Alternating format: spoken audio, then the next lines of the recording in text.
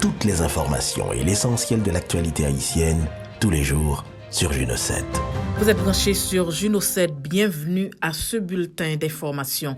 Troisième réunion convoquée par Justin Trudeau sur Haïti. Le premier ministre canadien Justin Trudeau a convoqué le mercredi 9 novembre le groupe d'intervention en cas d'incident afin de discuter de l'évolution de la situation en Haïti avec des ministres et des hauts responsables. Des personnalités comme l'ambassadeur et représentant permanent du Canada auprès des Nations Unies à New York, Bob Rae, l'ambassadrice du Canada aux États-Unis, Kirsten Hillman, et l'ambassadeur du Canada en Haïti, Sébastien Carrière, étaient présents à cette réunion.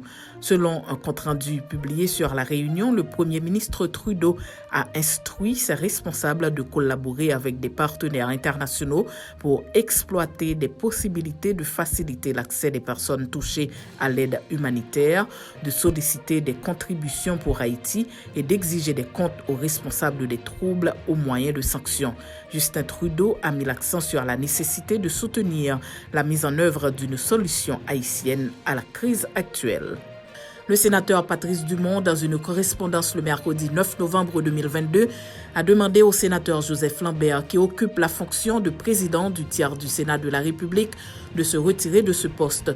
Ce désistement, précise le sénateur Dumont, permettra à l'élu du Sud-Est d'avoir toute la latitude nécessaire pour assurer sa défense contre les accusations portées contre lui par les États-Unis et le Canada.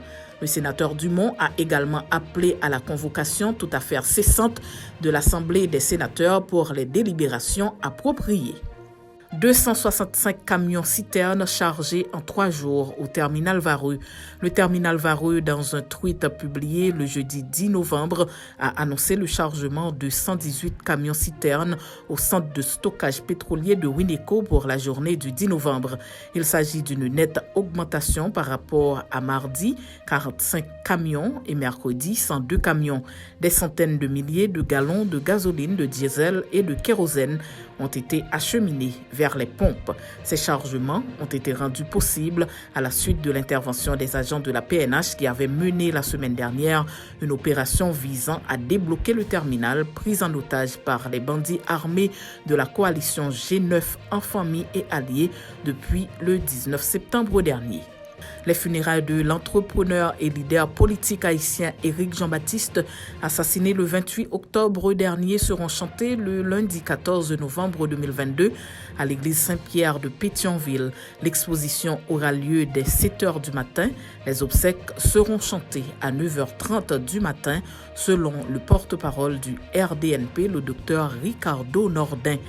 Bien avant les obsèques, le RDNP prévoit d'organiser une journée d'hommage à son ancien secrétaire général.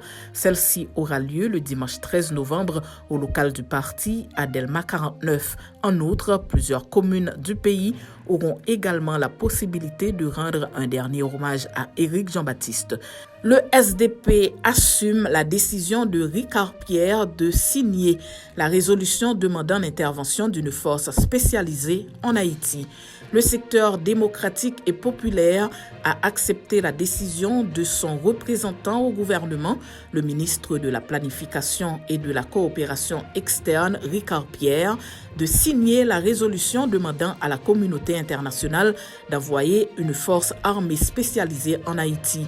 Le porte-parole de cette structure politique, Maître André Michel, a confirmé l'information pour Juno 7 le lundi 7 novembre.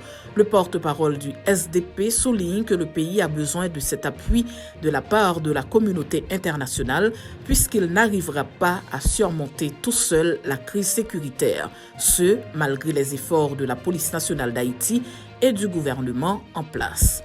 Louis Abinader annonce que les déportations des Haïtiens continueront et augmenteront en guise de réponse au haut-commissaire des Nations Unies aux droits de l'homme, demandant aux États, en particulier la République dominicaine, de ne pas renvoyer les ressortissants haïtiens en Haïti.